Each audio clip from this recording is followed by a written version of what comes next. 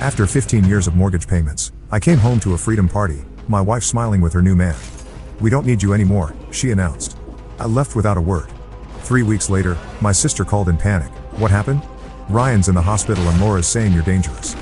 I remember the way the sunlight hit the kitchen tiles that afternoon, like the universe had decided to make everything look just a little too beautiful, bright, quiet, warm. One of those soft spring days where the air smells like beginnings. It was a Friday, March 7th. We had just made the last payment on our mortgage the week before. 15 years, 2 jobs, 1 refinancing, and more nights of ramen than I'd like to admit, but we'd done it. The house was ours. I stopped on the porch for a second, groceries in hand, looking at the little crack above the doorframe I'd always meant to fix. Our kids had painted on the mailbox tiny sunflowers and smiley faces. I remember thinking, this is it. This is what all that grind was for. I walked inside and everything snapped. Balloons, cake, confetti. Our 2 kids, Ella and Max, were in the living room holding little paper party hats. There was music playing, some cheesy upbeat pop thing, and my wife Laura stood at the center of it all. Hair curled, wine glass in hand, smile bright and brittle, and next to her was a man I didn't recognize. She clinked her glass against his and shouted, "Surprise. We're leaving you." Then she laughed. Ella laughed too. Max didn't. He looked confused. One hand gripping the edge of the couch. I must have stood there for a full 5 seconds. Not moving. Not blinking. Laura tilted her head like she was expecting me to explode. "This is Ryan," she said, waving toward the stranger in our living room. "He's been staying over while you work late. You know, helping out around the house." Ryan raised his glass to me like we were old friends. I looked at the cake. It said, "Freedom in blue frosting." Laura stepped closer. "You worked so hard to get us this house and now we don't need you anymore. So, thanks." She actually smiled like this was a joke or a performance. She was waiting for a breakdown, for screaming, for drama. I didn't give her any of it. I walked into the kitchen slowly, set the grocery bags down on the counter, took out the orange juice, the bread, the rotisserie chicken Max always liked, placed them neatly in the fridge. I could feel her eyes on me. Ryan shifted uncomfortably. "Say something," she snapped. So I did. I turned, looked her right in the eye and said, "Do you want the keys now or later?" That wiped the smile right off her face. She blinked. "Excuse me." I pulled my house keys off my ring, set them on the counter. Wallet too. I took only the essentials. My phone, my license, a toothbrush from the downstairs guest drawer, and the old hoodie in the garage that still smelled like sawdust and engine oil. Then I walked to the door. Max ran up. "Dad?" I knelt, hugged him tight, looked him in the eye. "I love you. I'll see you soon." Ella didn't say anything. She just looked away. I nodded at Laura, then at Ryan, and then I left. No yelling, no slamming doors, no tears. I drove north, past the city, past the state line, found a cheap roadside motel and paid cash for a week. I turned off my phone. I didn't check social media. I didn't even cry. It wasn't numbness. It was peace. The kind that only comes when the last illusion finally cracks and you're free to stop pretending. I spent the first few nights just sleeping deep dreamless sleep. I hadn't realized how long it had been since I felt that kind of quiet. By day 5, I found work helping out at a local auto shop run by an old vet who didn't ask questions. I told him I just left something behind. He nodded like he'd heard it 1,000 times. I sent a postcard to my kids. No return address. Just a simple note. "I'm safe. I love you. You'll understand someday." 3 weeks passed like that. Quiet, distant, real. Then my sister called screaming. "What the hell did you do?" I blinked. "Hello to you too." "No. Seriously, Michael. What did you do to them?" "Laura's freaking out. The kids are staying at mom's. Ryan's in the hospital and no one will tell me anything except that it all started with you disappearing." I sat down slowly on the edge of the motel bed. "What happened?" I asked. She hesitated. "They won't say, just that things have gotten weird. Cops were at the house yesterday. Mom says Ella won't talk. Max has been having nightmares and Laura's been going around saying you're dangerous, that she's scared of what you might do." I laughed. Couldn't help it. I walked away. "Sarah." That's all I did. She was quiet for a moment. "Then why is everyone acting like you lit a match and walked out of a burning building?" I looked out the window. The sunset spilled across the cracked parking lot like spilled gasoline. I don't know what's happening back home, but something tells me Laura's perfect little performance is falling apart without its villain. And me, I'm not the villain. I'm just the man who finally stopped playing his part. I don't know where I'm going, but I know I'm not staying where I'm not wanted. Edit 1 to everyone asking if I had any idea. Yeah. Looking back, I guess there were signs. Laura had been distant, kept talking about deserving more. Started posting filtered photos of the kids like she was a single mom influencer. I chalked it up to stress. Life gets hard, but I didn't think she'd nuke our whole life for a guy with hair plugs and a leased Tesla. Edit 2. Some folks asked why I didn't fight for custody immediately. Please understand, disappearing wasn't giving up. It was gathering myself. The court system rewards composure, not chaos. And now that she's unraveling, that's not my doing. That's just gravity. Edit 3. No.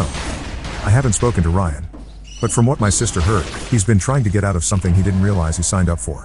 Apparently, Laura had him listed as a cohabiting partner in some insurance paperwork, and that paperwork's come back to bite him badly. The story isn't over, but the mask is slipping. And the people who clapped for her surprise party, they're starting to look around and wonder if maybe they clapped too soon. Update 1. It's been 11 days since my sister's call, and I haven't stopped watching the fallout. Not in anger, not with glee. Just observation, like watching the aftermath of a storm that ripped through a town you used to live in. Let me back up. The day after Sarah called me screaming, I finally turned my phone back on. Dozens of missed calls, voicemails, and texts. Not just from her, but from numbers I didn't recognize, numbers I hadn't seen in years, and even a few that rang local from the county we moved away from over a decade ago. I didn't respond to any of them. Instead, I drove 2 hours east to a small town where nobody knows me and got a post office box clean untraceable. I'm moving like someone who's learned just how easily your whole life can be weaponized against you. Then I drove back to the motel. Pete, the guy who runs the place, had saved me a stack of letters that had been slipped under my door. Not mailed, physically placed. That means someone came here looking for me. One was from Laura, written in pink ink on a notepad from her old yoga studio. Michael, I don't know what's happening. The kids are confused. Ryan isn't talking to me and I feel like everything's crumbling. Please come back and help me fix this. You're still their father. You don't get to just vanish. There were no apologies. No acknowledgement. Just panic dressed up as concern. Another letter was from Ella. Her handwriting's gotten neater since I left. Dad, I don't understand what's going on. Mom's been acting weird and yelling a lot. Max won't talk to anyone. I keep having to go to Grandma's house after school and no one tells me why. I miss you. Please come home. That one nearly broke me. But what really got me, what really told me that everything Laura had built was starting to rot, was a voicemail from Ryan's ex-wife. Didn't even know he had one. She spoke calmly, clearly like someone used to being ignored until it was too late. If you're listening to this, Michael, I just want you to know you're not crazy. Laura and Ryan have a pattern. I don't know how much she's told you or what she's told your kids, but I've seen her type before. My son's been dragged into messes like this before. Keep your head down, document everything, and don't let them paint you into a corner. That's when I started digging quietly, patiently. I had an old buddy from college, Adam, who went into family law. We drifted apart years ago, but he owed me a favor. I called him, explained only what was necessary. He told me 3 things. The moment Laura declared me missing or abandoning the family, she likely filed for emergency custody. If she claimed I was unstable or dangerous and she had even a shred of corroboration, text messages, witness statements, it could hold weight temporarily. But the moment that narrative cracked, the court would turn their eyes hard on her. So I kept waiting. And then, just like clockwork, cracks started to show. First, the kids were pulled from school for a full week. No explanation given to the administration, which raised flags. Max had been seen crying in class. Ella got into a fight with a classmate and reportedly screamed, "You're lying. My dad isn't a monster." Second, Ryan got hospitalized again. This time it was accidental. According to Laura, slipped on the stairs, but the ER nurses were suspicious. So was his brother, who showed up at the hospital and refused to let Laura back in. Third, and this is the kicker, Laura tried to file a restraining order against me. Filed it after I'd already been gone for over 3 weeks. Cited emotional instability, verbal threats, and even hinted that I was building something dangerous in the garage. That made me laugh. The garage was my workshop. I built Max's treehouse in there. I fixed up Laura's bike in there. The only dangerous thing I ever built was a poorly painted bookshelf that collapsed under its own weight, but she made it sound like I was stockpiling weapons. The judge denied it. Not enough evidence. I guess truth matters somewhere. The last straw? Sarah called again. Not screaming this time, crying. She tried to leave the kids here. She said, at Mom's house for a weekend trip. She said, but she never came back. It's been 4 days. Ella is scared. Max won't sleep unless I sit in the hallway. What the hell is she doing, Michael? I didn't respond right away because that same morning, I got a message on Signal. Unmarked. No name. Just a video. It was Laura at some kind of upscale restaurant. Champagne in hand. Sitting across from a man I did recognize, our former neighbor, Dennis. The one who moved for a job opportunity 2 years ago. In the video she's laughing. Flirting, saying things like, "I never should have settled down so young. I need a partner who matches me." Behind her, my daughter, Ella, sitting alone at a nearby table, headphones in, looking miserable. She took our kid on a date with another man and left my son with my mother, claiming she was too depressed to parent. I sent the video to Adam. His reply came in one word: leverage. That night, I made a decision. I went home, not to the house, not to her. I went to my mom's. Max was asleep. Ella wasn't. She ran to me, didn't say anything, just hugged me hard. And that's when I knew Laura wasn't unraveling. She was detonating, burning through every last bridge, every lifeline, every illusion, and she thought I'd come back to put out the fires. But I'm not the firefighter anymore. I'm the man documenting the damage because now I've started filing for full custody, for fraud, for the lies she told to family court, and with everything she's handed me. Photos, witnesses, letters, she's built the case for me brick by brick. I meet with the judge next Thursday. Something tells me the woman who threw a freedom party when the mortgage cleared is about to learn what freedom really costs. Stay tuned because I'm not running. I'm rebuilding. And this time, I'm laying the foundation in stone. Update 2. If you follow this from the beginning, you'll know I'm not a man for theatrics. But sometimes reality doesn't care what kind of man you are. Sometimes it writes the show for you, and all you have to do is show up. Thursday morning was cold, not the kind of cold that bites, just the kind that makes your hands ache. I wore my oldest jacket, the one with the frayed sleeve and the oil stain on the cuff. Not because I didn't have something nicer, but because I wanted to feel like myself. Grounded, the courthouse sat like a stone sentinel against the cloudy sky. Inside, dull lights, cold floors, the buzz of vending machines and echoes of lawyers shuffling papers. I walked in alone. No entourage. No dramatics. Laura was already dressed like grief.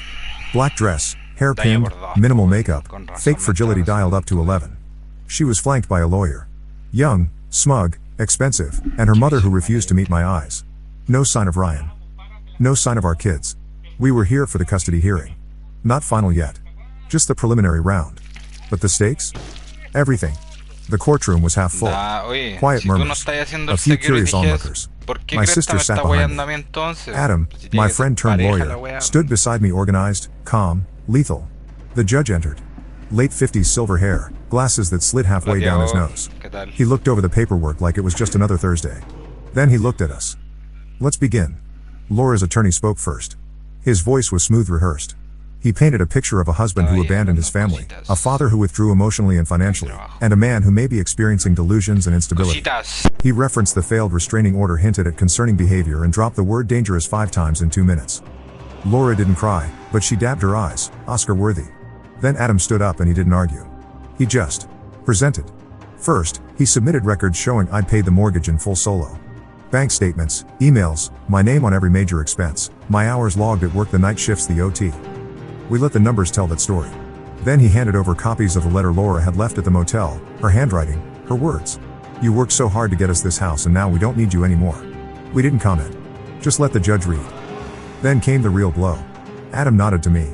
I stood up, walked over, and placed a tablet on the table. On it, the video of Laura at dinner with Dennis, the old neighbor. Champagne, laughter, Ella sitting alone, ignored, headphones in. Your Honor, Adam said. We submit this not to shame Miss L, but to establish a pattern of using the children as props, as buffers, as accessories to her affairs. The judge watched the entire clip silent. Then Adam spoke again. This is not an isolated incident. We have testimony sworn of multiple occasions where Ms. L left the children unsupervised to pursue personal relationships. We have statements from school counselors concerned about Ella's emotional state, Max's teacher who reported consistent signs of distress, and we have witness accounts of Miss L attempting to file false claims of emotional abuse against Mr. M in order to secure a strategic custody advantage. He paused, then handed over the screenshots, Laura's own messages. The ones I'd photographed from the manila envelope she tried to bribe me with in the motel parking lot. The judge skimmed through them. His eyes narrowed at if he ever fights me on custody. I'll just say he scared me. That stuff works. Judges always side with the mom if you try right. He's too soft to fight dirty. That's why he's perfect. You could hear the air change in the room. Laura's lawyer asked for a recess. It was denied. The judge leaned back in his chair. Miss L, he said slowly. Can you explain these messages? Laura opened her mouth, closed it, looked at her lawyer. Your Honor, those aren't someone must have. The judge held up a hand. I've heard enough for today. He turned to me. Mr. M, your petition for temporary full custody is granted effective immediately. Miss L is to have supervised visitation only. Pending psychological evaluation and review of all submitted evidence. Silence. Laura's jaw dropped. Her mother gasped like someone had pulled a fire alarm. Me? I just nodded. The gavel hit with like a quiet exhale. As I left the courtroom, I didn't look back. Didn't need to, but my sister did. She told me Laura just crumbled. Not a tantrum, not a scream. Just that quiet kind of collapse that happens when someone finally realizes they were never as untouchable as they believed. Outside, the sun had finally pushed through the clouds. I stood on the courthouse steps, hands in my pockets, feeling the kind of peace I hadn't known in years. Ella and Max are home with me now. Our home is quiet. There are moments when Max wakes up crying and doesn't know why. Moments when Ella asks questions I don't know how to answer, but they're laughing again, eating again, sleeping again. And me, I've been rebuilding room by room. I moved Laura's things into storage, left them in her mother's name, changed the locks, set up cameras, not for fear, just for clarity. Ryan hasn't resurfaced. Dennis, the old neighbor, apparently got dumped the week after the hearing. No, qué And perro. Laura, word is she's staying at her mom's trying to salvage the narrative. Posting quotes about healing and growth that feel more like shields than truths. Sí, But de it hecho, doesn't de ahí. matter anymore because in front of a judge under oath, the story was stripped bare. No edits, no filters, just facts, and facts don't flinch. Hay This isn't the varias end. armas que There's still a long road ahead, but this tienen was the turning referencia a point. otro. The part where the villain script otro stopped juego. working, where truth stood taller than lies, and where my silence, 3 weeks of it, finally spoke loud enough to be heard. Bye bye. Update 3, 6 months later. 6 months can change everything or nothing at all. Time doesn't heal wounds so much as it gives you distance to see them clearly. The kids and I have settled into a routine that feels almost normal. The house that was once filled with Laura's performance of happiness now has actual joy in it. Not perfect, not without its ghosts, but real. Ella turned 12 last month. We had a small party in the backyard. Just her closest friends, my mom, Sarah, Si and juega el Max, who base, insisted on being the official photographer with my old digital camera. No social media posts. No choreographed moments. Just cake and laughter Te and va the a kind of mess encontrar that comes from un kids being chingo allowed to be de kids. armas When everyone left, Ella bastante sat with útiles. me on the porch steps, shoulder to shoulder, watching Algunas no. fireflies emerge in the twilight. Son inútiles. Dad? She said. Yeah, kiddo? I wanted to tell you something. She twisted a friendship bracelet around her wrist.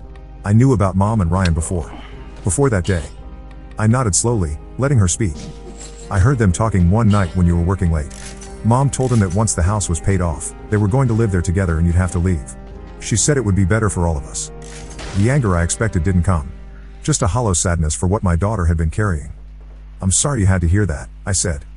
I didn't tell you because. She trailed off, then found her voice again, stronger. Because she said if I did, you'd try to take us away and we'd never see her again. Intentar And I platinar was el scared. juego.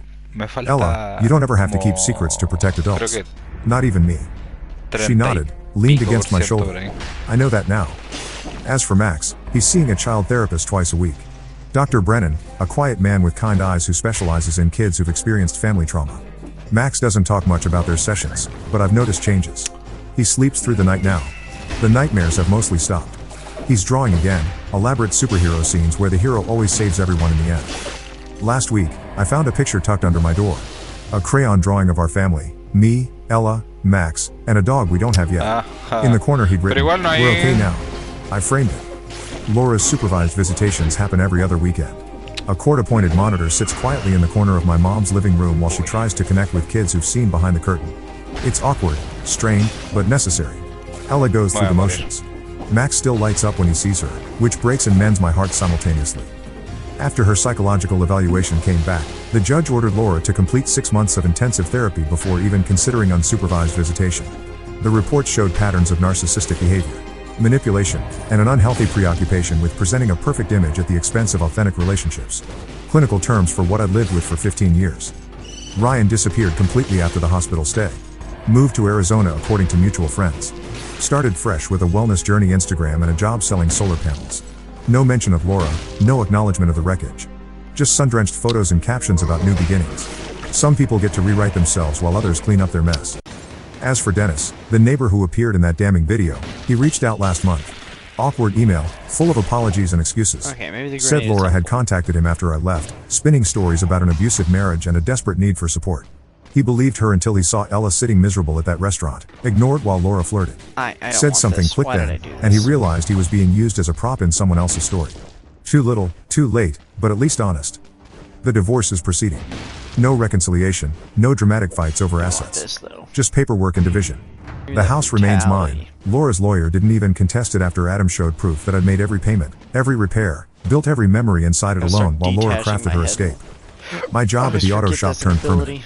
Pete, the old vet who hired me during those 3 weeks of exile, offered me partnership after I fixed a vintage Mustang that 3 he other doesn't like mechanics to had given up pay me. on. Said he needed someone who could see the beauty in broken things, who Yeah, had the patience to I'll take that. rebuild. It pays less than my corporate job did, but I come home with grease under my nails and peace in my heart. Sarah visits every Sunday. Brings groceries even though I tell her not to, cooks elaborate meals that fill the house with smells that chase Sell away that. ghosts. I like my She's the pants. one who suggested I start dating again. I laughed at first, then realized she was serious. have you been, You deserve man? someone who sees Besides, you, you know, she said, bartending. hands covered in flour as she rolled out pasta dough in my kitchen. Someone who values what you built, not just what you provide. Maybe someday. For now, I'm learning to be a single dad, learning to trust my instincts again, learning that leaving wasn't weakness, it was the strongest thing I've ever done. Laura still posts on social media. Curated glimpses of a life that exists only in filters. Co-parenting journey and healing after betrayal hashtags that flip the script entirely. Her followers comment with heart emojis and stay strong platitudes, none the wiser. Actually, was it like I being used a to track her bartender posts in obsessively, looking for new lies, new attempts to rewrite our history. Now I rarely check. Her performance matters less with each passing day. It's very Last hit or night, miss. I sat on the back deck after the kids went to sleep. The same deck I built with my own hands 5 summers ago while Laura complained about the cost of the lumber. The night was cool, crickets singing in the darkness. I thought about that freedom party, the blue frosting, the balloons, the staged celebration of my obsolescence. They were right about one thing. Freedom did come that day. Just not the way any of us expected. I thought I'm rebuilding my life plank by plank, nail by nail. Not perfect, not without its creaks and groans, but solid. Boom. Truthful. Mine. And this time, no one can tell me I'm not needed here. This time, I know exactly what I'm worth. Final update, 1 year later. Today marks exactly 1 year since I walked into a freedom party and walked out of a life built on lies. 1 year since Laura smirked with her champagne glass raised high, announcing my redundancy as if 15 years could be so easily erased. 1 year of rebuilding, of healing, of finding strength I never knew I had. The kids are thriving now. Ow. Max started Little League this spring, catches everything thrown his way. His therapist says it's symbolic, this newfound ability to handle whatever comes at him. I just love watching him smile when he makes a good play, turning to make sure I saw it. Ella's entering 7th grade with a confidence I barely recognize. She cut her hair short last month, donated the long locks to a charity for kids with cancer. I don't need to look like mom's mini-me anymore, she said, studying her reflection. When Laura saw it during visitation, her smile faltered for just a second before she recovered. I can't just It'll grow back, she said. Ella just shrugged. But I can't. I don't want it to. The final divorce decree came through 3 months ago. Clean, straightforward, with provisions that protect the kids and their future. Laura didn't contest the custody arrangement after her second psychological evaluation showed little progress. The therapist noted her continued inability to prioritize her children's emotional needs over her desire to maintain appearances. She still gets her supervised weekends, still posts carefully edited photos that suggest a different reality than the one we live. But the kids see through it now. Ella more clearly than Max, but even he understands in his 8-year-old way that some people can say words that sound right while meaning something entirely different. As for me, I've started living again, not just surviving. The auto shop partnership with Pete has flourished. We specialize in restoring vintage cars now, taking machines others have abandoned and bringing them back to life. This is why I hate There's a metaphor there I try not to think about too now. deeply. Sarah was right about dating.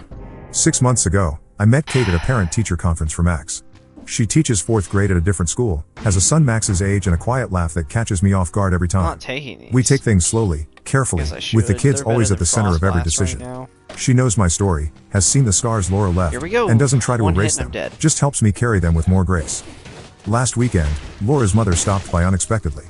She stood on the porch, looking smaller somehow, less certain. I owe you an apology, she said, no preamble, no softening. There I go. I believed her lies. I enabled her behavior. I failed those kids, and I failed you. We talked for an hour on that porch, the same one where I once stood examining the crack above the door frame, not knowing my life was about to fracture. Oops. She told me Laura's father had done the same thing to her 30 years ago, staged a dramatic exit with his secretary, leaving her blindsided and broken. That's not necessarily Laura had been a bad 14 thing. then. Trauma repeats itself, she said quietly. Ooh, But that's explanation, bat. not excuse. Ryan surfaced briefly last month, a text message to Laura that she forwarded to her lawyer, who sent it to mine. The Texas He's getting married to best someone friend, new in the Arizona, baseball wanted to bat. clear the air before starting fresh. Laura's response was a restraining order. Some chapters are better left closed. Dennis, the neighbor from that damning restaurant video, moved back to town recently. We ran into each other at the hardware store. Awkward nods became stilted conversation became an honest apology over coffee. She had this way of making you feel like you were the only solution to her problems. I wish he I said, could say I was like you were saving exaggerating when her. I say that. I knew It's exactly what he meant. not. The house feels like home again. I fixed the crack above the doorframe finally, painted the walls colors the kids chose themselves, planted a garden in the backyard that's more practical than pretty, tomatoes and peppers and herbs that we actually eat instead of ornamental shrubs for show. Every Saturday morning, the 3 of us make pancakes together, batter splattering countertops and laughter filling spaces that once held Back when I tension. played this game Last a lot, I week, used I to found do an old runs photo album in the attic while looking for Christmas with my decorations. friends. Pictures and of let them Laura and me choose in the where I early went days, and what young and items hopeful, I got. before the performance replaced the person. I didn't feel anger I looking just at them, played this or way even too sadness much. really. Just recognition of two people who no longer exist, her by choice, me by necessity. I showed some of the pictures to the kids. They studied them quietly, these glimpses of parents they barely recognize now. I live in Was Texas. Mom happy then? For real? Ella asked. I think she was, I answered honestly. But happiness wasn't enough for her. She wanted perfection, and that's something nobody can maintain. I need to kill 3 more Max enemies, pointed and to I a got picture of 30 me building seconds his to do it crib, if I want sawdust in those my hair, prizes. exhausted smile on my face. You look the same, I don't think it's he said. happening. And he was right. Underneath all the hurt and betrayal and rebuilding, Aw, dude, I'm I still that fucking man, love the one barbecue. who builds things to last, who values substance over show, who loves deeply and honestly. Laura didn't break that part of me. She I'm couldn't. not a huge fan of The like Freedom pork, Party cake unless with its it's blue bacon. frosting has become something of an But inside joke between Sarah and me. For my birthday this year, if we're she brought talking, cupcakes with blue icing, each one topped with a little ribs and plastic stuff key. like that. Oh, Freedom isn't what Laura thought it was, delicious. she said as we laughed. It's not about escaping commitment. It's about being truthfully, completely yourself. 1 year later, that's what we've found, not the carefully curated freedom of Laura's Instagram feed, but the messy, beautiful freedom of authentic living. Max's baseball gear cluttering the hallway. Ella's art projects covering the I don't refrigerator. have cells, My so I grease-stained unlock work clothes in the laundry. anything. Kate's books gradually appearing on my shelves. This isn't the life I thought I was building during those 15 years of mortgage payments. It's better. It's real. And this time, everyone in it is irreplaceable.